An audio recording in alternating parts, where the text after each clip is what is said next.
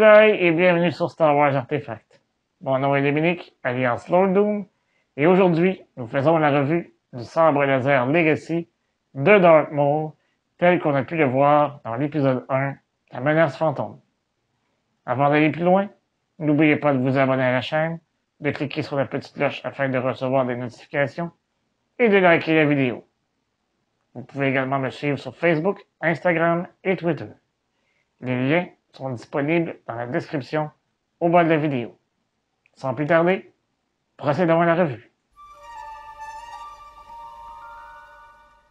Disponible depuis l'ouverture des deux parcs Galaxy's Edge, il est vendu séparément au coût de 150 crédits. Pour créer le sabre à double lame, vous devrez donc vous en procurer deux. À cela, vous devez ajouter deux lames de 36 pouces vendues 50 crédits chacune. Alors, vous devrez être prêt à débourser 400 crédits, soit 490 $ canadiens ou 330 €. Tous ces items sont disponibles au Den of Antiquities de mon bon ami Doc Ondar. Le boîtier utilisé est d'une grandeur standard. À l'avant, on y retrouve le logo des Sith. L'arrière-plan rouge nous indique que la lame du sabre sera rouge. Une fois le boîtier ouvert, on y aperçoit le sabre sur le tissu satiné. Si on s'attarde au design, on dénote l'aspect classique du sabre. Lorsque l'on retire le tissu satiné, on y retrouve un connecteur ainsi qu'une clé Allen.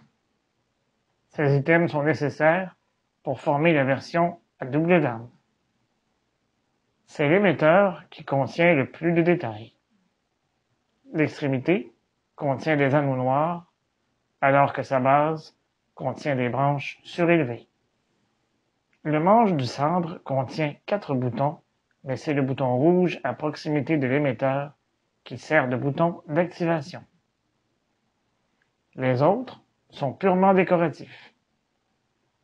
Grâce au dictionnaire visuel de l'épisode 1, je peux vous dire que l'autre bouton rouge sert de contrôle de modulation de lame et que les deux boutons en métal brossé servent de verrouillage. Au centre, on y retrouve 5 lignes noires qui servent à améliorer la poigne. Les lumières sur le côté du manche sont simplement décoratives et ne s'illuminent pas. Pour former la version à double lame, vous devez dévisser le pommeau de chacun des sabres et utiliser le connecteur. Si les boutons des deux sabres ne s'alignent pas, vous devrez utiliser la clé afin de tourner la portion ajustable à l'intérieur du connecteur. Une fois assemblé, le sabre fait une longueur de 21 pouces, soit 53 cm. Cependant, c'est une fois les lames insérées que le sabre devient impressionnant. Avec les lames de 36 pouces, il atteint une longueur totale de 7 pieds 9 pouces, soit 2,36 mètres. C'est pour cette raison que je vous recommande d'utiliser les lames plus courtes. Personnellement, je crois que les lames de 31 pouces offertes avec les sabres du Savage Workshop sont parfaites pour ce sabre. Une fois le sabre activé, on entend le son propre au sabre de Darth Maul.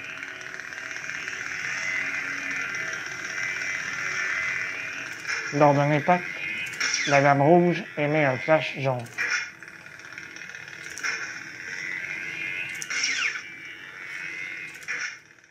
Le sabre laser de Darth Maul est une belle pièce, mais ce n'est qu'une fois en mode double lame qu'il atteint son plein potentiel. Sinon, vous pouvez toujours les placer séparément sur un présentoir personnalisé, comme celui-ci, afin de les mettre en valeur. Lors de la sortie de la menace fantôme, je me souviens que nous étions tous impressionnés par les manœuvres de Maul avec ce sabre et le talent de Ray Park par le fait même. D'ailleurs, j'ai eu la chance de rencontrer Ray lors du Comic-Con de Montréal en 2019. Park a été très généreux et a discuté une bonne dizaine de minutes avec moi. Malheureusement, je n'avais pas encore les sabres laser en ma possession. J'aurais bien aimé qu'il signe les deux boîtiers. Je lui ai tout de même laissé signer ma tablette. Que pensez-vous de ce sabre? Dites-le-moi dans les commentaires au bas de la vidéo. Si vous avez aimé cette revue, je vous encourage à la liker et à la partager. D'ici là, je vous dis à bientôt et que la force soit avec vous à tout jamais. Remember, the Force will be with you, always.